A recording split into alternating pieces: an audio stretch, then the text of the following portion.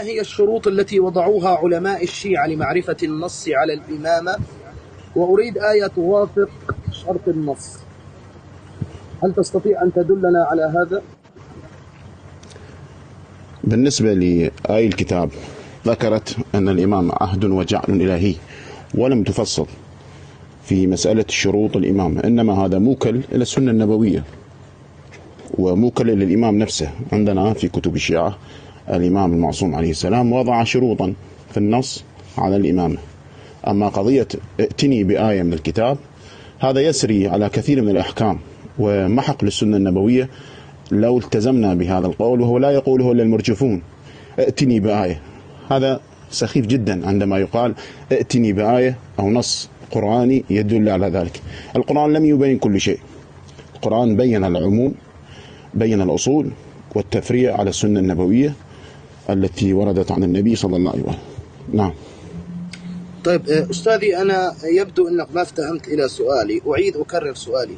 لا، واضح سؤالك، واضح. هناك من علماء الشيعة من أوضعوا شروطا لمعرفة الإمام، شروط لمعرفة الإمام، وهذه الشروط قد دونوها علماء الشيعة وكبار علماء الشيعة، لأن هذه الشروط هي قيدت لمعرفة الإمام، يعني معرفة جعفر الصادق ومعرفة الباقر وإلى آخره، يوجد لها صفات هذه الإمامة. فأنا أريد منك أن بالنسبة عفوا الآن صيغة السؤال تغيرت. لا أستاذي، الآن صيغة السؤال تغيرت. ما تغيرت أستاذي. أنا قلت لك أريد الشروط التي وضعوها علماء الشيعة لمعرفة النص على الإمامة. الآن مثل ما هذا السؤال أنا أخرج لك إياه من أكثر من 20 مصدر في كتب الشيعة، وأريد أنا يكفي في القول ما ذكره. عفوا. وبعد أن تأتي بهذه الشروط يجب أن يكون هناك آية توافق شرط النص. تفضل. ما هو الدليل أنه لا بد أن تكون آية؟ هل هناك حجة في القرآن لا بد أن تكون آية للنص؟ إذا أثبتنا ذلك من القرآن كل مذاهب أهل السنة ستبطل. ائتيني بآية تدل على أبي حنيفة، ائتني بآية تدل على اتباع أحمد بن حنبل. يا أخي هذا المنطق مو صحيح اللي تتبعون أنتم.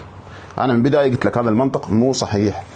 أما الشروط التي تريدها عندنا في كتب الشيعة ذكروا 4 مناهج للنص على الإمامة. المنهج الأول الدليل العقلي، المنهج الثاني الدليل النقلي وهو الدليل القرآني، وأيضا الدليل الروائي السنة النبوية، وأيضا ذكروا المنهج الرابع وهو الأدلة المستنبطة من أحوال الإمام، من حيث أن يكون أزهد الناس، وأن يكون أعبد الناس، وأن يكون أعلم الناس، وأن يكون أشجع الناس. هكذا ذكروا، وهذا ما ذكره العلامة ابن المطهر الحلي في كتابه منهاج الكرامة، وقد رد عليه ابن تيمية أحمد بن عبد الحليم بن عبد السلام الحراني المتوفى سنة 728 للهجرة في كتابه منهاج السنة الذي عرف بالرد على الرافضي، ونقضنا عليه بحمد الله تعالى بكتاب قريبا يخرج إلى النور بإذن الله تعالى. هذا بالنسبة للأمور التي ذكروها مو شروطا، وإنما ذكروا يعرف الإمام بهذه المناهج 4 من خلال هذه المناهج، ولا يوجد نص قرآني يبين هذه المعالم. إنما القرآن بين الجعل الإلهي للإمامة، وبين أنها عهد ولا حظ للناس في تنصيب الإمام، إنما حظهم البيعة فقط. نعم تفضل.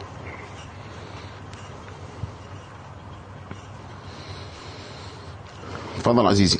قليلا يا معمم على أنفاسك لو تكرمت، لأننا نسمع صدى أنفاسك. أبعد الماء قليلا عن فمك أو أنفك. أنا العزيز المكرم، أنا استمعت إليك. هل أنت أستاذ العزيز حضرتك دارس في العقيدة الشيعية؟ إن شاء الله. طيب أستاذ العزيز، عندك كتاب الرسائل في العقائد، وهو لنصر الدين الطوسي. تمام؟ نصير الدين الطوسي خارج الطوسي. نعم. صفحة 45. ماذا يقول؟ يقول: أول هذه الشروط أن يكون بالاسم والشخص لا بالصفات وصيغة العموم. إذا تقصد منصوصا عليه، تقصد أن يكون منصوصا عليه. نعم، هذه منصوص عليه من قبل الله تعالى، من قبل الله عز وجل لا غير. لكن أنا أتكلم في الشروط. الشروط أن يكون بالاسم والشخص بلسان النبي، لا بالصفات وصيغة العموم. إذا أول شرط هو أن يكون بالاسم والشخص. أول شيء أن يكون بالاسم والشخص لا بالصفات وصيغة العموم. هذا التنصيب. لا، هذه شروط النص. ارجع الصفحة اللي فوق يا أعطينا أول الصفحة يا السيف البتراء. كم ينقسم النص؟ كم ينقسم؟ قسم النص. أستاذي بس. والإمام بمعنى النبي يفتقر إلى النص. إذا هذه شروط النص من الله بواسطة الروح الأمين. وبمعنى الوصي لابد فيه من النص، لابد فيه من النص من الله سبحانه على لسان نبيه الكريم. وشرط هذا النص، شوف أنا قلت لك ما هي الشروط التي وضعوها. الشرط الأول أن يكون بالاسم والشخص لا بالصفات وصيغة العموم فقط، كما هو الحال في الحاكم أو المجتهد الشرعي، بل بالنص الخاص الذي لا يقبل التأويل ولا التخصيص ولا مجال فيه إطلاقا لللبس أو احتمال العكس. إلى هنا نقف شوي حتى نرى هذه الشروط. الآن نريد أن لا يكون هناك التباسا في النص الذي تريد أن تأتيننا به، لا يوجد به أي التباس ولا يوجد به أي تأويل يا أستاذي. ثلاثا، أريد أن يكون بالاسم والشخص لا بالصفات وصيغة العموم كما زعمت الشيعة بالآية الكريمة: أعوذ بالله من الشيطان الرجيم، بسم الله الرحمن الرحيم، إنما وليكم الله ورسوله الذين آمنوا الذين يقيمون الصلاة ويؤتون الزكاة وهم راكعون. فهذه الآية أتت بصيغة الصفة ولم تأتي بالاسم والشخص. فهذه الشروط أنتم من وضعتوها وأنتم من وجب عليكم أن تحلوها. اثنين، أنت تفضلت وقلت بأنه سوف يتم قريبا إن شاء الله يخرج إلى النور كتاب يرد على شيخ الإسلام ابن تيمية رحمه الله ورفع الله قدر أهل السنة والجماعة. السؤال هنا هل من بعد وفاة ابن المطهر الحلي إلى اليوم ما استطاع أحد أن يرد على شيخ الإسلام ابن تيمية وكانت الشيعة في ضلال حتى تريدون أن تخرجوا كتابا فيما بعد يخرج إلى الناس وإلى النور؟ فهذه طامة كبرى يا أستاذ أبو الحسن الموسوي. هذا إشكال يعني لا أظن أنك وقعت فيه إلا من خلال السرعة في الكلام. فأتمنى من حضرتك أنه يكون الجواب مباشر على السؤال، وهذه هي الشروط نحن أعطيناك إياها. تفضل يا أستاذ. نبدأ إن شاء الله من حيث انتهى الأخ الفاضل بما ذكره عن منهاج السنة لابن تيمية، أنه هل رد عليه؟ نعم، هناك من معاصروه ردوا على ابن تيمية من معاصريه جماعة، وذكرنا في كتابنا منهاج إكمال المنة ذكرنا جملة من علماء الشيعة قد نقضوا على ابن تيمية وردوا عليه. وها هنا سنذكر جملة الكتب التي ردت عليه، بعضها طبعت متأخرا لأنها كانت مخطوط. معلوم أن منهاج السنة لابن تيمية لم يكن مطبوعا إلى زمان متأخر، سنة 1300 طبع وحقق ب3 مجلدات ضخام، كان مخطوط لم يكن متداول كثيرا. في تلك الحقبة رد عليه جماعة من علماء الشيعة ونقض عليه، نذكر منهم إن شاء الله جملة من هؤلاء. بس أنا ذاكر الكتاب يخلي أطلعه.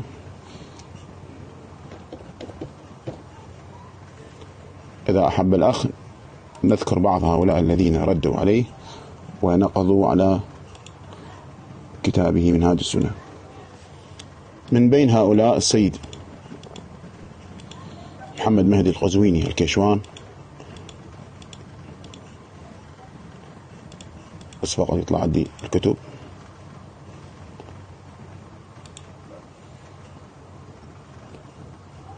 شو اسم الكتاب؟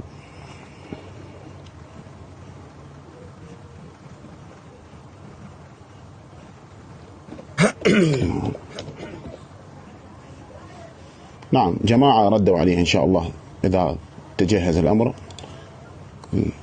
أما قولك قضية آية ذولا طلعوا عندي الحمد لله والشكر. رد على ابن تيمية جماعة من علماء الشيعة الإمامية في زمان صدور هذا الكتاب،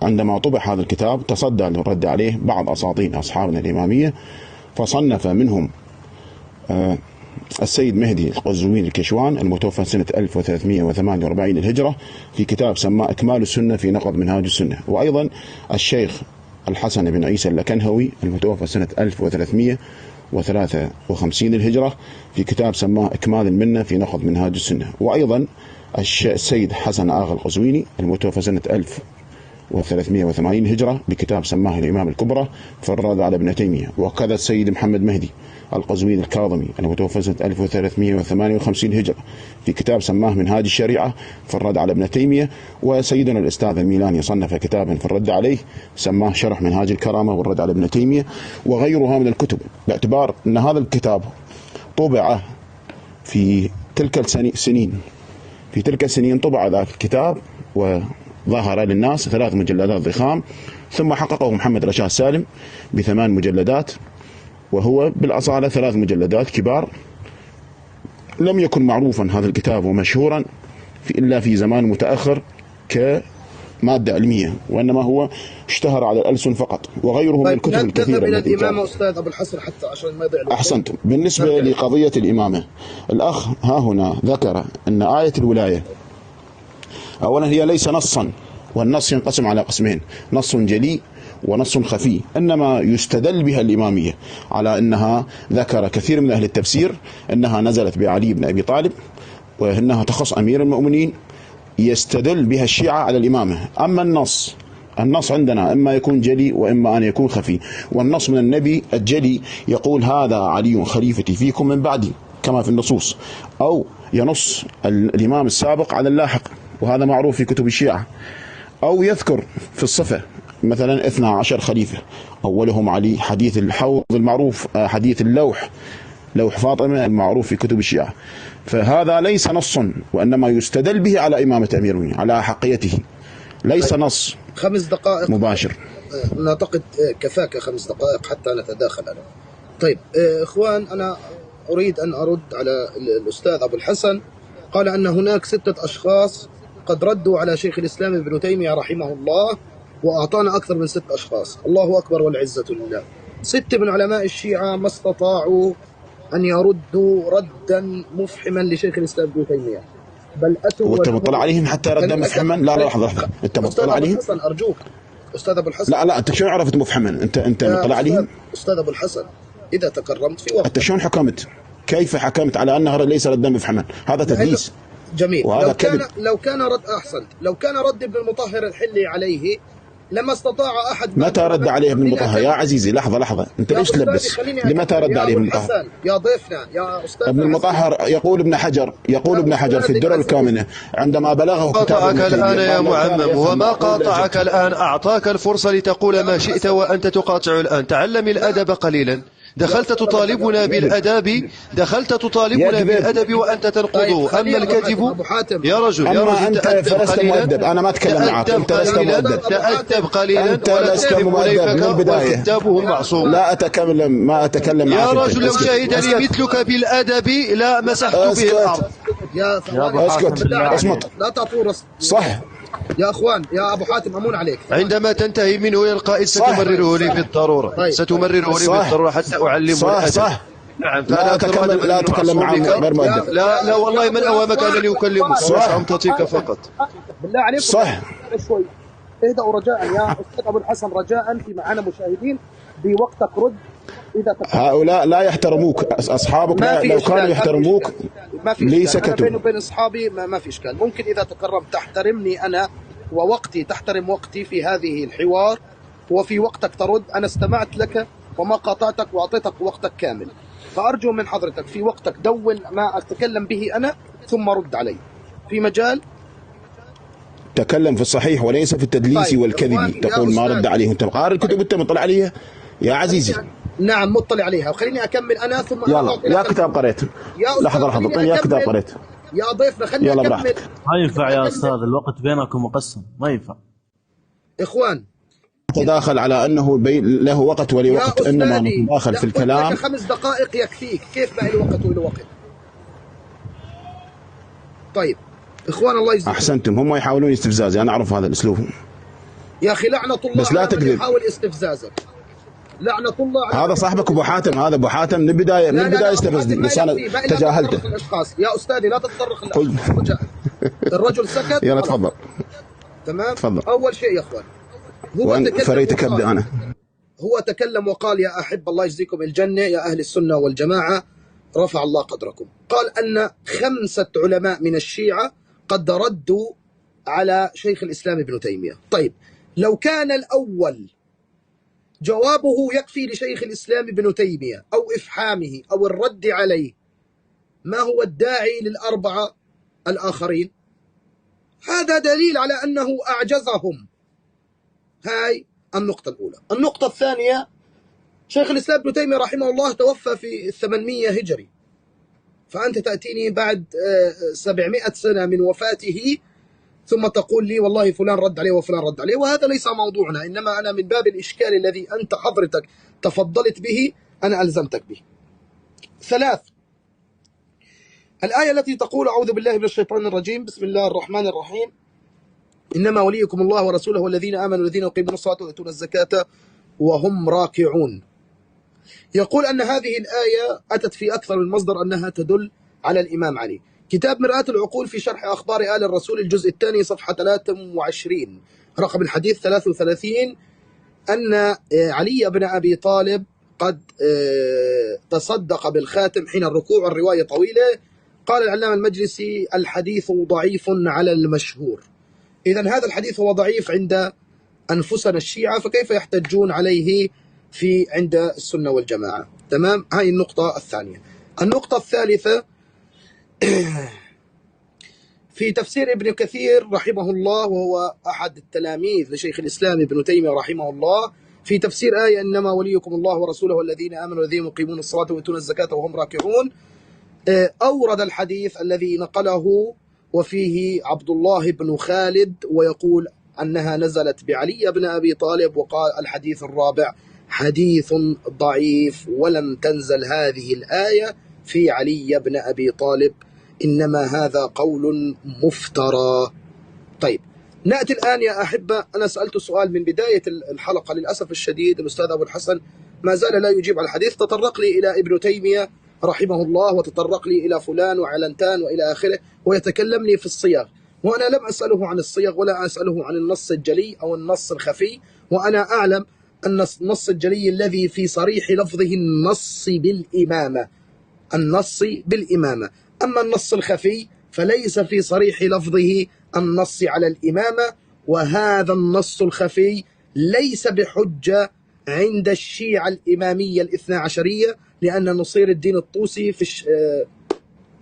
في كتاب رسالة في قواعد العقائد يقول بأن النص الجلي هو الذي تستدل به الأئمة الاثنى عشر. نعم. أما هي فقالت الاثنى عشرية والكاسانية إنما يحصل بالنص الجلي لا غير. وقالت الزيدية، وأعتقد أنه أبو حسن علي الموسوي ليس بزيدي، قال إنه يحصل بالنص الخفي أيضا. يعني الزيدية تقول بأنه بالنص الخفي والجلي، أما الاثنى عشرية تقول بالنص الجلي. أريد أنا الشروط التي وضعوها علماء الشيعة لمعرفة النص على الإمامة، إحنا تنازلنا وأعطيناك إياها يا أستاذ أبو حسن الموسوي. الآن طلبنا، نريد آية توافق شرط هذه النصوص حتى نثبت الإمامة. هذا هو سؤالي. حتى لا نخرج إلى ابن تيمية وغيره، لأنه هذا ليس موضوعنا. تفضل، الوقت معك. نعقب إن شاء الله على ما بدأ به الأخ، هو قوله ما هو الداعي ل4 أو ال5 الذين نقضوا عليه، إن كان واحدا يكفي فيه كفاية. قلنا أيضا هذا يجري في كتاب المراجعات الذي صنفه السيد عبد الحسين شرف الدين، فقد رد عليه جماعة من أهل السنة كمحمود الزغبي صاحب البيانات في الرد على أباطيل المراجعات، وكذلك الغامدي صاحب السياط اللادعات، وكذلك أبو مريم الأعظمي صاحب كتاب الحجج الدامغات، وكذلك السالوس الدكتور الشيخ علي السالوس القطري الذي رد عليه في الفرية الكبرى، وكذلك آخرهم رد عليه الشيخ عثمان الخميس في كتاب المراجعات دراسة حديثية نقدية. لو كان هذا واحدا منهم يكفي كالأعظمي والزغبي هذا الوزير السوري، لو كان هذا وحده يكفي لما رد عليه هؤلاء 4 أو 5 من العلماء؟ هذا أيضا يجري عليكم. هذا من حيث إشكالك، أنه لو كان ماكو مشكلة إذا واحد يتعدد الردود وتتعدد الصيغ، ماكو مشكلة. هذا كتب كثيرة ردت، حتى كتاب العثمانية للجاحظ رد عليه الجاحظ نفسه، ورد عليه أبو جعفر الإسكافي، ورد عليه الكعبي، ورد عليه جماعة، ورد عليه المرتضى من الشيعة، قرابة 10 علماء ردوا عليه. مو معناه أنه هؤلاء ردودهم غير كافية. أما قولك أن لا يوجد عندكم دليل، نحن نحتج ونلزم خصوم الشيعة من باب الإلزام، نذكر ما ورد في كتبهم وما ذكره المجلسي ليس هو الأوحد الحديث الوحيد حتى تقول أن هذا الحديث ضعيف. ثم قولك ذكرت عن الشيخ ابن كثير تلميذ ابن تيمية في كتابه البداية والنهاية أو التفسير، ما أعرف، هو بالتفسير يذكر هذا الشيء، أنه ضعف شأن النزول بعلي بن أبي طالب. نحن ها هنا ذاكرون جماعة من العلماء من أئمة أهل السنة ذكروا أن أئمة أهل التفسير قد ذكروا أنها متفقين في علي بن أبي طالب. هذا أبو الفضل عبد الرحمن بن أحمد الإيجي المتوفى سنة 756. ولا تقل لي أشعري، أنتم في العقيدة بالنسبة للإمامة واحد عندكم، أشعري صوفي ماتريدي معتزلة حنابلة كلهم واحد في إمامة أبي بكر، لكن تختلفون في الصفات وما شابه ذلك. هذا سني. يقول ابن تيمية هم المعتزلة والأشاعرة في قبال الرافض هم أهل السنة، هذا في منهاج السنة. يقول الإيجي وأجمع أئمة التفسير أن المراد علي بن أبي طالب، وكذلك سعد الدين التفتازاني المتوفى سنة 793 للهجرة قال نزلت باتفاق المفسرين في علي بن أبي طالب. هذا علمان من علماء أهل السنة والجماعة قد شاهدوا أنها نزلت في علي بن أبي طالب. أما الحديث الذي ضعف بشأن النزول يكفينا أنه ورد من طرق متعددة يقوي بعضها بعض، كما صرح بذلك السيوطي في كتابه لباب النقول وكتابه الحاوي في الفتاوي. ذكر الرجل السيوطي وهو من أئمة أهل السنة أن هذه الطرق مجموعها يوجب أن يكون له أصل، ولكن بما أنك تريد حديثا يكفينا أن نذكر حديث سلمة بن كهيل أن علي بن أبي تصدق بخاتمه فنزلت. هذا مرسل تابعي صحيح، ما عندكم مشكلة. ذكره ابن كثير يقول هذا مرسل تابعي صحيح. وعندكم في القواعد العلمية المرسل التابعي إذا ورد ما يؤيده بمسند صحيح فإنه شنو يرتقي إلى درجة الصحيح أو الحسن. طيب أستاذ أبو وهذا الحسن المرسل 5 دقائق، معلش 5 دقائق عشان نلتزم في الوقت. انتهت 5 دقائق. إخواني الله يجزيكم الجنة، أنا لا أريد أن أتطرق مرة أخرى إلى الله المستعان. أنا أريد في نص الإمامة، وإحنا خرجنا على نص الإمامة إلى آية التصدق وإلى آخره. طيب هو تطرق إلى الردود الذين ردوا اللهم صل على سيدنا محمد، ردوا على أحد المشايخ الشيعية أو المراجع الشيعية. قال لي الضيف أنه 5 من علماء السنة ردوا أو 4 من علماء السنة ردوا. يبدو أنه ما استطاع أن يسمع مني عندما قلت له وإن كان ردوا في زمانه فلا بأس بذلك، أما أنتم رددتم عليه بعد 600 سنة من وفاته. 600 سنة من وفاته، هذه الطامة الموجودة. النقطة الثانية يا أستاذ أبو الحسن، أنت تفضلت ولم تنقل كلام التفتزاني بقوله الصحيح يا أستاذي. قال وزعمت الطائفة الشيعية بأن هذه الآية قد اختص بها علي بن أبي طالب دون غيره، وهذه كلها أكاذيب.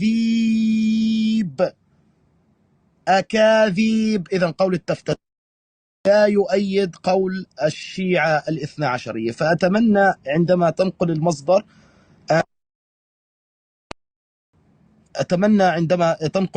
يا أستاذ أبو الحسن أن تنقل المصدر الصحيح. هاي النقطة الأولى. النقطة الثانية قال جميع علماء أهل السنة والجماعة قد نقلوا بأن هذه الآية نزلت بعلي بن أبي طالب. عندنا الآن المفسرين المشهورين عند أهل السنة والجماعة وهم معروفون أمام العامة والناس التي لا تعلم: ابن كثير، الطبري، القرطبي تفسير السعدي، تفسير البغوي، هؤلاء من الخمسة العمالقة الذين فسروا كتاب الله عز وجل عند أهل السنة والجماعة. الطبري لم يقل أنها نزلت بعلي بن أبي طالب، وأخرجنا الآن تضعيف ابن كثير لهذه الرواية. 2، انظروا يا إخوان السعدي ماذا رد على هذه الرواية. قال السعدي أن هذه الرواية إذا كانت يختص بها علي بن أبي طالب عن غيره فإن هذه الآية معلقة وموقوفة، وأن بها فعل مضارع يفيد الاستمرارية، وهذه من الأكاذيب والأباطيل. البغوي قال كيف يعتقدون الشيعة بأن هذه الآية قد نزلت بعلي بن أبي طالب، وهذه الآية تتكلم في الزكاة، والرواية تقول أن عليا قد تصدق بالخاتم، وأن الزكاة مخالفة للصدقة. تفسير القرطبي يا أحبة، القرطبي قال أورد 6 أحاديث وضعف 6 أحاديث، وقال أن هذه الآية لن تتعلق بأحد من الصحابة الكبار، وهم أبا بكر وعمر وعثمان وعلي.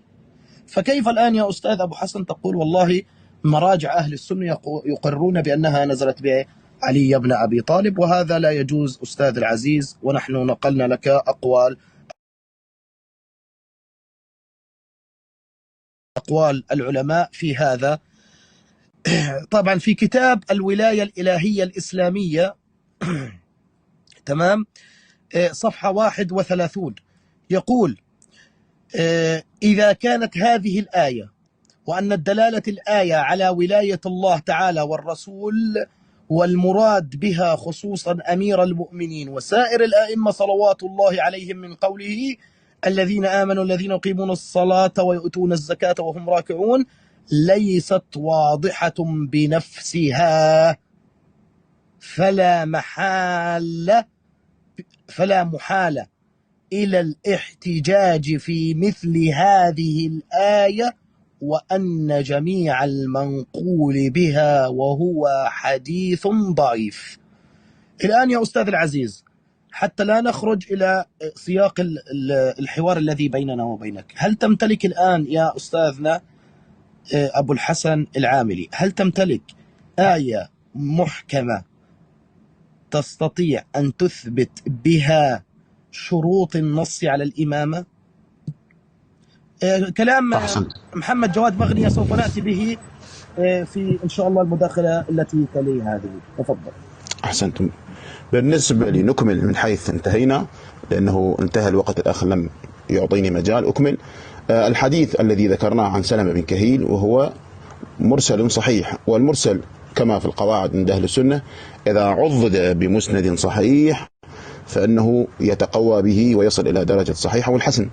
وعندنا رواية أخرج ابن مردويه من طريق سفيان الثوري عن أبي سنان عن الضحاك عن ابن عباس قال كان علي قائما يصلي فمر سائل وهو راكع فأعطاه خاتمه فنزلت إنما وليكم إلى آخره، ولم يتكلم فيه إلا أن الضحاك لم يلقى ابن عباس. هذا قول ابن كثير، يقول سند صحيح إلا أنه الضحاك كما في تفسير ابن كثير لم يلقى ابن عباس. لكن أبو حاتم الرازي كما ذكر عبد الرحمن بن أبي حاتم في الجرح والتعديل أنه ذكر أن الضحاك لقي سعيد بن جبير بالري فأخذ عنه تفسير ابن عباس. إذن هنا وصل هذا المرسل أيضا وصل فهو موصول، والضحاك ثقة وابن جبير ثقة، فالحديث صحيح.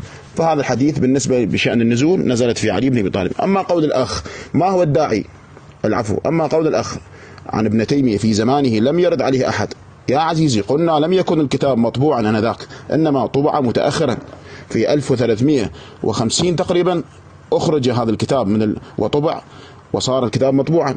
وعندما طبع الكتاب ونشر رد عليه الشيعة، لم يكن مطبوعا. وعندما جيء له بنسخة إلى العلامة الحلي كما يذكر ذلك ابن حجر في لسان الميزان وكذلك الدرر الكامنة، يقول قال قولته المشهورة لو كان يعلم ما أقول لأجبته. هذا رد العلامة الحلي بالنسبة لابن تيمية. وأما قول الأخ قول التفتازاني. المهم بنقله، احنا ما لنا علاقة برأي التفتازاني، ما يهمني، المهم نقله واعترافه انه المفسرين ذكروا انها نزلت في علي، هذا المهم. وقوله يفيد الاستمرارية، فنعم نحن ايضا الشيعة الامامية نؤيد ذلك، فهذا مذهبنا. وقد سئل الامام الباقر كما بسند صحيح احتج به الألباني في الصحيحة او الضعيفة، سئل الباقر عليه السلام برواية ابن ابي حاتم في تفسيره، سئل قيل انها نزلت في انها خصت بعلي بن ابي طالب، قال الذين امنوا علي من الذين امنوا، ونحن نقول بذلك ان علي بن ابي طالب من الذين امنوا، لم تكن الايه مختصه بعلي، انما هي شملت الائمه من ولده، كما ثبت ذلك في طرق الشيعه الخاصه. يقول الامام الصادق عليه السلام كلنا تصدقنا، كل المعصومين تصدقوا، فهي شامله للمعصومين كلهم. هذه انما وليكم الله شاملة. لكن شأن النزول أنها نزلت في علي، والعبرة بعموم اللفظ لا خصوص السبب، من كان متضمنا لهذا المعنى فهو داخل. هذا قول الإمام الباقر كما أخرجه ابن أبي حاتم في تفسيره أن علي من المؤمنين، ويشير بذلك إلى أن المؤمنين المقصود منهم ها هنا هم المعصومين عليهم السلام، كما ثبت ذلك من طرق الشيعة. هذا. أما قول الأخ أنه النص الجلي والنص الخفي، لا يا عزيزي، النص الجلي هو الذي لا يحتاج إلى بيان وتفسير لوضوحه لقول النبي هذا علي فيكم خليفتي، هذا نص جلي. أما قول الخفي من كنت مولاه فهذا علي مولاه، كما يقول السيد المرتضى، يقول هذا نص خفي. ومن قال أنه لا بد أن يكون النص جلي وواضح، هو النص سواء كان جلي أو خفي، ماكو مشكلة عندنا الاحتجاج بالنص الخفي. حتى الإشارة كما ذكر ابن حجر عن أنه النصوص الدالة على أبي بكر هي إشارة وليست نص، فما عندنا مشكلة احنا إذا كان النص جلي أو خفي، سيان كلهما واحد في دلالة على المراد. نعم تفضل. طيب، بداية يا أحبة الله يجزيكم الجنة، نعيد ونكرر، لكن للأسف الشديد هو مسك في مسألة ونسي مسائل. إخوان، هو قال نعم نحن نقتنع بأن هذه الآية لم تخصص، فهي لم تنزل بعلي بن أبي طالب فقط، وهذه الآية ما خصصت، إنما نزلت في باقي بين النزول والتخصيص. خليني لا لحظة فرق أستاذي رجاء. يلا. مهم أعقب عليك أنا، هذا أوضح لك الفرق بين النزول والتخصيص. طيب، هو قال أن هذه الآية لم ردا على قول الطبري أنها ما خصصت، هو قال نعم نحن نؤمن بأنها فعل المضارع تفيد الاستمرارية، فإذا هي لا تختص بعلي بن أبي طالب، إنما نزولها لعلي بن أبي طالب، أما اختصاصها ليست بعلي بن أبي طالب فقط. قلنا طب جميل جدا، الله أكبر. ثم بعد ذلك قال اختص بها الأئمة ال12 فقط، إذا رجع خصصها. قبل قليل قال لم تخصص، ثم قال خصصت. ما أعلم هذه نساها أم أنها خرجت منه. طيب، النقطة الثانية، الحديث الذي يقول يا أستاذ العزيز كلنا تصدقنا بخاتم، كيف تستدل علي يا أستاذ أبو الحسن بالله عليك بروايات يعني ضعيفة في كتبك؟ يعني أين احترام العلم في ذلك؟ يعني أنت تنقل لي حديث ضعيف وتقول لي خذ هذا والله حج عليك. إيه، هو لم يكن حج عليك، فكيف يكون حج علي؟ يعني اتق الله في نفسك وفي المشاهدين الذين يعني يتابعوننا. طيب، النقطة الثالثة، هو تكلم في الحديث الذي أورده وقال أنه مرسل، والمرسل عندهم أهل السنة والجماعة يحتج به إذا دعمه حديث آخر. أستاذ العزيز، المرسل يكون صحيح أول شيء له شروط، من ضمن هذه الشروط إذا تم دعمه بحديث صحيح. نحن أعطيناك آراء كل علماء أهل السنة والجماعة أن هذا الحديث ضعيف، يجب أن يكون له شواهد تدعم، والشواهد هذه لازم تكون بها أحاديث صحيحة.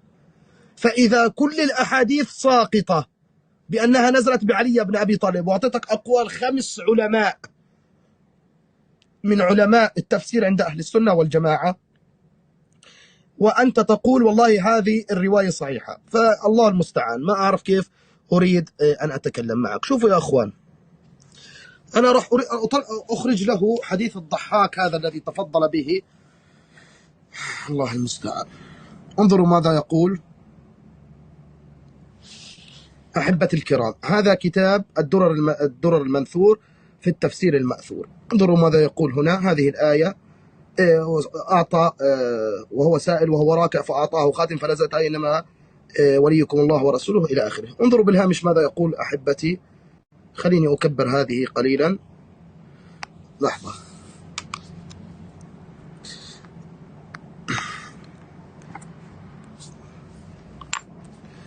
شوفوا يا أخوان ماذا يقول. يقول هنا: كما في تفسير ابن كثير. وقال ابن كثير: الضحاك لم يلقى ابن عباس. ثم قال عن هذه الأحاديث والآثار اللي الضيف أبو الحسن اقتصها: وليس يصح شيء منها بالكلية لضعف أسانيدها وجهالة رجالها. لضعف أسانيدها وجهالة رجالها. فكيف تريد منا الآن أن ندعم هذا الحديث المرسل بأحاديث أباطيل وكاذبة؟ والحديث نفسه اللي أنت ادعيت أنه مرسل هو حديث يقول عنه ضعيف الحديث وبسنده جهالة. الآن والله العظيم أنا لا أعلم إلى الآن رد على جوابي الذي أنا سألته من بداية البث إلى الآن، وأنا جالس أسأل الأستاذ العزيز السيد المحترم أبو حسن علي الموسوي: أين هي الآية المحكمة التي توافق شرط النص؟ أين هي الآية المحكمة التي توافق شرط النص؟ ثم أنك خرجت وقلت لي لا يلزم من هذا أن يكون الحديث أو النص يكون جلي. من قال بقولك هذا يا أستاذي؟ من قال؟ هناك الآن قول أحد أكبر علماء الشيعة ومراجعهم بالذي قال أنه إنما يحصل بالنص الجلي لا غير. وقالت الشيعة الاثنى عشرية، وقال في كتاب آخر: أجمعت الشيعة الإمامية أنه يحصل بالنص الجلي لا غير. كم عالم أعطيك يا أستاذي؟ كم تحتاج من العلماء حتى أعطيك؟ فأرجو من حضرتك يا أستاذ أبو الحسن، إحنا عندنا أخرجنا لك الشروط التي وضعوها علماء الشيعة لمعرفة النص على الإمامة. نطالبك الآن أمام 230 شخص أمام الشيعة والسنة أن تعطينا آية توافق شرط النص. أعطنا الآية حتى نستدل. إذا نفسه يقول لك لا بالصفات وصيغة العموم، أنت تعيدني وتقول لي إنما وليكم الله ورسوله والذين آمنوا. طب هذه صيغ.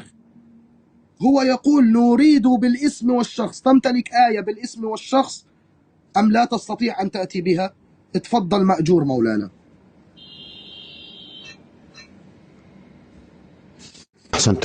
بالنسبة لقول الأخ لم تختص بعلي، أولا ما قلت أنا لم تختص بأحد حتى تأتيني وتقول كيف خصصتها بالأئمة المعصومين.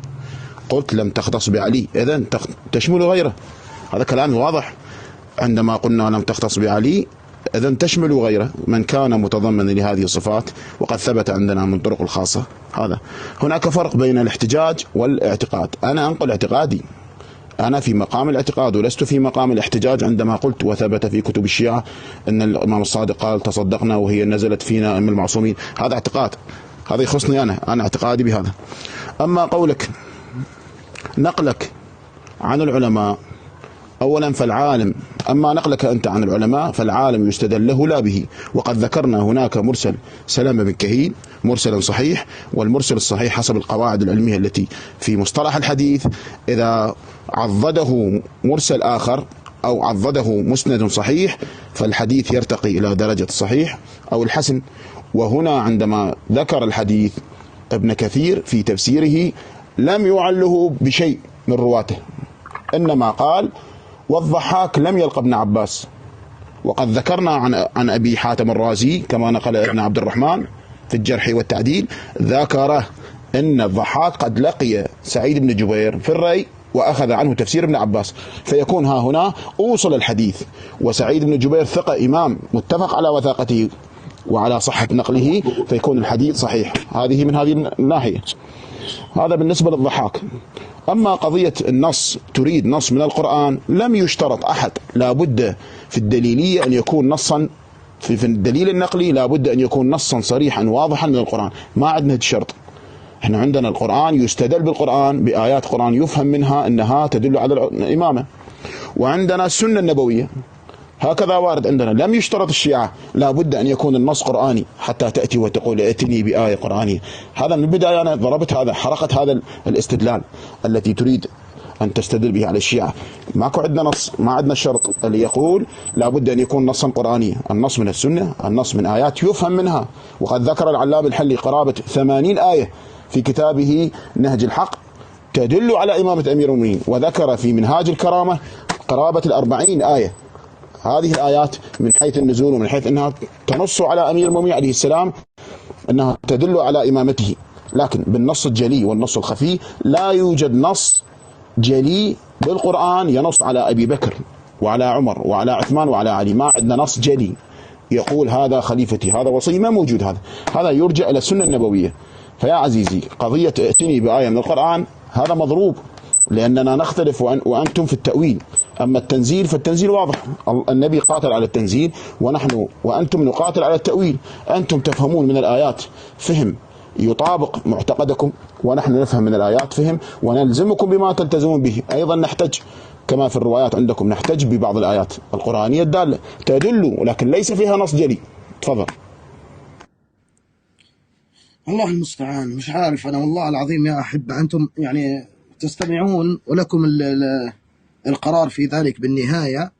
الله المستعان، ما نعرف شو بدي أحكي. ذهب الضيف وقال أنه لا يوجد آية محكمة تثبت خلافة أو إمامة أبي بكر وعمر وعثمان وعلي. نحن نعلم يا مولانا أن أبو بكر وعمر وعثمان ما فيهم آية، لأنه أبو بكر وعمر وعثمان مش تنصيب.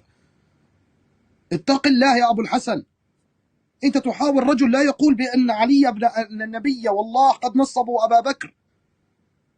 شلون بتقول لي والله ما في آية محكمة تدل على تنصيب أبو بكر؟ ما أنا أعلم إنه ما في آية محكمة تدل على تنصيب أبو بكر. من منا قال أن أبو بكر منصب من الله ورسوله؟ عجيب يا أخي، والله العظيم عجيب. ما أعرف أنا شلون يعني هيك، شلون هذا الحوار، ما أدري. هذه النقطة الأولى. النقطة الثانية، رجع أتى بالقول الذي يقول بالضحاك. إحنا مالنا مال الضحاك؟ إحنا ضعفنا الضحاك. نحن نقول بالسند. اقرأ السند أمام الناس يا أستاذ أبو الحسن علي، اقرأ السند أمام الناس. نحن ما طعنا بالضحاك حتى تقول لي الضحاك ضعيف أو ثقة، ولا طعنا بسعيد بن جبير حتى تقول لي إمام فقيه. والله عجيب يا أخوان، أقسم بالله العظيم. طلعت له أمامه على الكاميرا أن جميع هذه الأسانيد بالكلية ضعيفة بأسانيدها ورجالها رجال ضعف. ما اقتنع، بيقول لك لا والله هذا الكلام من شلون هذا؟ قرأت السند؟ قرأ لي السند والله من عند الضحاك وسعيد بن جبير. طب واللي قبلهم مين اللي روى؟ جوز خالتي؟ أخي والله العظيم يا أخي عجيب أمرهم، أقسم بالله العظيم عجيب. الصوت واضح يا أخوان؟ واضح نعم. طيب هاي النقطة الثانية. النقطة الثالثة، الضيف يقول بأنه ليس من الواجبات أن تكون آية. أخرج لنا الكتاب يا أستاذ سيف، الله يجزيك الجنة، لعل نقرأها أمام الناس لعله يعرف ماذا قالوا علماء ونعلم ماذا قالوا علماء. افتح لنا هاي، افتح لنا شرط النص بالله عليك، افتح لنا شرط النص. انظروا يا أهل الشيعة، انظروا. والإمام بمعنى النبي يفتقر إلى النص. إيش يعني يفتقر؟ يعني يحتاج إلى نص من الله بواسطة الروح الأمين. خلينا نوقف إلى هنا. إيش يعني من الله؟ يعني الله حينزل على الأرض ويقول لهم لا فتى إلا علي ولا سيف إلا ذو الفقار؟ ما هو بده يعطيه بواسطة الروح الأمين، وهو كتاب الله بواسطة جبريل ينزله في الكتاب. وأعطيناك إحنا هذه الشروط. ثم قال وعلى لسان نبيه، يعني من القرآن وعلى لسان النبي. الآن خلافنا إحنا يا أستاذي في الآية القرآنية. ثم بعد ذلك نذهب أنا وأنت إلى السنة. القاعدة الأولى ثبتناها يا أهل السنة ويا أهل الشيعة. الأستاذ أبو حسن الموسوي أقر أمام الناس أنه لا يوجد آية محكمة تثبت إمامة علي بن أبي طالب. انتهينا. الآن أنا والأستاذ أبو حسن سوف نذهب نحن وهو إلى السنة النبوية ونبحث في السنة النبوية أين نصب النبي صلى الله عليه وسلم 12 إمام. انتهينا من كتاب الله عز وجل، بدلنا بالثقل الأكبر. ما يوجد هناك آية تدل على هذا التنصيب ولا على هذه الإمامة أبدا. الحمد لله رب العالمين، هذا يعد انتصار. نذهب الآن يا أستاذ أبو الحسن كملت عزيزي، خلنا أنقض. الحسن الآن أنت تريد أن تذهب من أول الحوار، تذهب إلى السنة. هيني ريحتك أنا كونك أنت نهيت. لا ما ريحتنا، وقف لحظة نذهب إلى السنة النبوية. نريد سوف أبين الكذب. سوف أبين الكذب قبل لا تبين السنة النبوية. أوقف، أكو كذب. طيب خليني أكمل في وقت. يوجد كذب وتدليس يا عزيزي. أنا من البداية قلت لك لا تكذب. كيف هنا كذبت؟ نقلت عني كلام أنا ما قلته، كذبت. طيب في وقتك يا عزيزي، في وقتك معي 30 ثانية، ممكن أكملهم ال 30 ثانية؟ يلا كمل وأنا أرد عليك إن شاء الله ردا قويا إن شاء الله. طيب باقي 30 ثانية يا أخوان. الآن السيد علي أبو الحسن عجز أن يأتينا بآية قرآنية، وقال أنه لا يوجد آية قرآنية باسم علي بن أبي طالب. إذا شرط النص من كتاب الله عز وجل لا يوجد. اتفضل يا أستاذ أبو الحسن، أعطنا من السنة النبوية إن استطعت. تفضل المايك معك. بالنسبة لقول الأخ وهذه من الأراجيف أنه عجز السيد أبو الحسن أنه لم يأتي بآية تنص نصا جليا. أولا بالنسبة لقوله لا توجد آية محكمة، كذب. أنا لم أقل آية محكمة، بل قلت نص جلي. ليس نص جلي بمعنى ذكر أمير المؤمنين بالاسم، هذا لا يوجد في القرآن. القرآن ما فيه نص جلي يا عزيز. أكمل. لو وجد ذلك ما اختلف المسلمون، مذاهب شتى، منهم من قال بالنص على العباس كالراوندية، ومنهم من قال بالنص على أبي بكر كالبكرية وجماعة، ومنهم من قال بالنص كالإمامية. يا عزيزي لو كانت آية قرآنية موجودة تنص بنصا جليا ما اختلفنا نحن وأنتم. هذا واضح ما يحتاج دليل. هذا نقطة. النقطة الأخرى، أثار قضية الأخ وهو لم يلتفت ولم يكن من ذوي الإطلاع على مسألة مهمة جدا، وهي قوله إن أهل السنة لم يقولوا بالنص.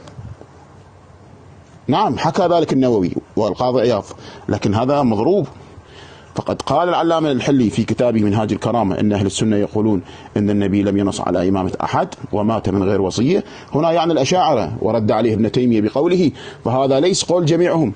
إذن ابن تيمية يضرب هذه القاعدة إن ليس جميع أهل السنة من يقول بعدم النصية على أبي بكر أو غيره، بل ذهب من أهل السنة. شوف واضح، خاف تقول لي من أهل السنة، هذا منهاج السنة ابن تيمية، جماعة أن إمامة أبي بكر تثبت بالنص، وقال به ابن حزم، ونقول لبرهانين. ابن حزم ذكر برهانين في كتابه الفصل في الملل والأهواء والنحل، ذكر برهانين تدل على إمامة أبي بكر، وهناك أحاديث هناك أحاديث تدل على إمامة أبي بكر. هناك أحاديث وهناك آيات قرآنية ذكروها أنها دالة على إمامة أبي بكر. يا عزيزي أنت لست من ذوي الاطلاع ولست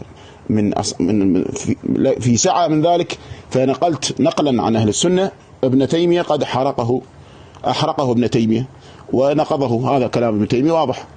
أما قولك أنه لا يوجد آية قرآنية، يا عزيزي توجد آيات. عندنا العلامة الحلي من كتب الشيعة ذكر في كتابه منهاج الكرامة 40 برهانا في النص على إمامة أمير المؤمنين عليه السلام، ونذكر إن شاء الله نقرأ هذه الآيات وهي تبحث في محلها إن شاء الله. وذكر يقول البرهان الأول آية إنما وليكم، آية يا أيها الرسول بلغ، آية اليوم أكملت، آية والنجم إذا هوى، آية إنما يريد الله ليذهب عنكم الرجس. استدلال الشيعة، يستدل الشيعة، لكن ليس نصا جليا، ليس نص هذا علي خليفة. الله يقول إنما وليكم الله ورسوله، حتى وليكم لها معاني عدة. لفظ الولي في اللغة 27 معنى له، لا بد من قيام القرين على صرفه للأولى.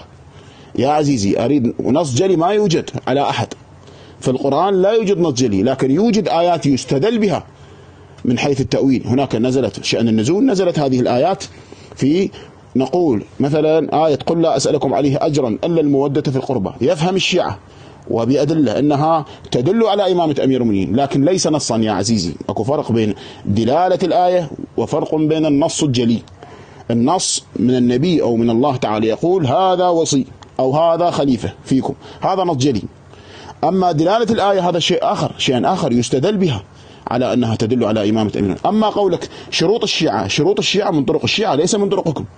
نحن عندنا 3 مسالك في النص، نص ينص على الأئمة بأسمائهم وكناهم وألقابهم كما في حديث اللوح، وأحاديث كثيرة ذكر ابن بابويه القمي في كتابه التبصرة من الحيرة نصوص كثيرة من كتب الشيعة. هذا واحد. ونص يذكر العدد وبعض الأئمة مثلا والتسعة من ولد الحسين، وهناك نص من السابق على اللاحق. هذا في كتب الشيعة. خواجة الطوسي عندما ينقل اعتقاد الشيعة، ما ينقل ما موجود في كتب السنة. هذا تلبيس. هو ما يقول في كتب أهل السنة لابد أن يكون يذكر باسمه. الوقت يا أستاذ. نعم تفضل. لأن أنت أخذت المداخلة الأولى، هذه المداخلة الأخيرة، لأنه المشاهد خلص أعتقد أن المشاهد يعني ما الحكم للمشاهد، إذا أنا أجبت أو أنت أجبت الحكم للمشاهد. إخواني أنا أبدأ من حيث انتهى الأستاذ. ما زال يكرر رغم إني صح كل المعتقد وقلته مولانا لا يوجد شيء بالقرآن اسمه نص جلي، إنما آيات متشابهة أو آيات محكمة. هو مصمم أن يقول أنه هناك نص جلي في القرآن أو نص خفي. أعوذ بالله مما يقول. أنا قلت في القرآن نص خفي وجلي يا عزيزي. يا أستاذ أنت صار لك ساعة بتقول لي ما في بالقرآن نص جلي. خليني أكمل يا عزيزي يا أستاذي، خليني أكمل مداخلتي. تفضل تفضل يا عزيزي. نص جلي ونص خفي. أنا أتكلم في الآية، أتكلم في الآية. إما تكون الآية محكمة أو تكون الآية متشابهة. لا يوجد شيء اسمه نص في القرآن، نص جلي ونص خفي. هذا الكلمة الأولى. الكلمة الثانية يا أستاذ العزيز، أنت قلت يا أيها النبي بلغ ما أنزل إليك، وتطرقت إلى آية إنما وليكم الله ورسوله، وتطرقت إلى عدة آيات. هذه الآيات ليس هناك من فسرها أنها إمامة على أحد من الأئمة الاثنى عشر، ثم أنك أنت تأخذ الآية المحكمة في إثبات الإمامة. الله يقول يا أيها النبي بلغ ما أنزل إليك. إيش علاقتها هاي في الإمامة؟ بلغ ما أنزل إليك. طب ليش مش بالصلاة؟ صوتك مو واضح. اقترب من المايك ما حد يسمعك. ليش مش بالصلاة؟ ليش مش بالزكاة؟ هذه كلها أمور دين. طيب الآن الطامة الكبرى، إذا قال الضيف يا أيها النبي بلغ ما أنزل إليك، راح يقول لي أنها في إمامة علي، فإن النبي عليه الصلاة والسلام في حديث الغدير لم يبلغ باقي أسماء الآئمة في حديث الغدير، إذن ما بلغ الدين. فإذا الدين عند الشيعة ناقص. تطرق الضيف إلى كمان النقطة الذي تكلم بها وقال حديث اللوح. كل شوي يكرر حديث اللوح. ربما الضيف ما سمعني عندما أنا ضعفت له حديث اللوح من كتاب مرآة العقول، يعيد ويحتج عليه بحديث ضعيف في كتبه. يعني بالله هذا كلام، يعني ما أعرف أنا شلون أنا أحاور لا أعلم. يعني كتاب مرآة العقول في شرح أخبار آل الرسول الجزء الثاني صفحة 23 قال أن الحديث ضعيف. طب أنت تحتج عليه بحديث ضعيف؟ يعني والله ما أنا مش عارف بصراحة كيف لي أن أحاور رجل يأتيني بحديث ضعيف. يعني أنا الآن لو أنا أخرجت حديث للأستاذ أبو الحسن وقلت له هذا الحديث مثلا من ابن كثير، وقال لي يا عمي ابن كثير قال عنه ضعيف، كيف تحتج علي أنا الشيعي بحديث ضعيف عندك؟ كلام لا يصح. ثم تطرق إلى قول شيخ الإسلام ابن تيمية. يا أستاذي كلمة التنصيب لأبي بكر أو عمر أو عثمان ما وردت في كل أهل السنة والجماعة. ما أحد قال أنهم منصبين من قبل الله ورسوله. نحن نقول أنهم نصبوا من الناس، نعم، أتوا بالشورى، نعم. كلمة التنصيب الذي أنت يعني عجبت أن تعلم ما هي، في فرق أنه أنا والله نصبني السيف البتار على هذا البث وأنني منصب من الله ورسوله. أنا كلامي واضح يا أستاذ أبو الحسن. قلت لك يا أستاذنا هؤلاء لم ينصبوا من قبل الله ورسوله. ما في حديث من النبي قال أبو بكر خليفة بعدي ولا علي خليفة بعدي، ولا قال فيش آية بالقرآن تقول أعوذ بالله من الشيطان الرجيم بسم الله الرحمن الرحيم الخلافة بعد النبي أبي بكر وعمر وعثمان وعلي، حتى نقول أنها تنصيب من الله ورسوله. أما بالنسبة إلى الناس فنصبوا الناس أبا بكر ثم عمر ثم عثمان ثم علي ثم الحسن ثم معاوية وصولا إلى اليوم هذا أصبح تنصيب. فنحن نعاكس الشيعة في مبدأ التنصيب، هو تنصيب إلهي، الله المستعان. طيب النقطة الأخيرة حتى أنهي هذه لا ليش تنهي؟ خلنا نرد أنقض إن شاء الله وبعدين ننهي. خلنا ننقض وبعدين ننهي. أنت أخذت المداخلة الأولى أستاذ أبو الحسن، كيف أنت؟ لا يا عزيزي، لا أولى ثانية. أنت ذكرت شبهات هي مضروبة وليس بصحيحة. أنا مستعد وياك أظل الصبح أرد، لكن الآن إذا تريد أختم وياك بهذه المداخلة سوف أرد عليك بأن المجلسي مجتهد، والحديث روي من طرق كثيرة عندنا ذكرها ابن بابويه القمي والد الصدوق في كتابه التبصرة من الحيرة. نحن نختلف عندكم، أنتم تتعبدون بأقوال العلماء، نحن العالم عندنا مجتهد يستدل له لا به. فالمجلسي إذا كان قوله يوافق الاعتقاد أهلا وسهلا، وإذا يخالف نضربه عرض الحائط. هذا واحد.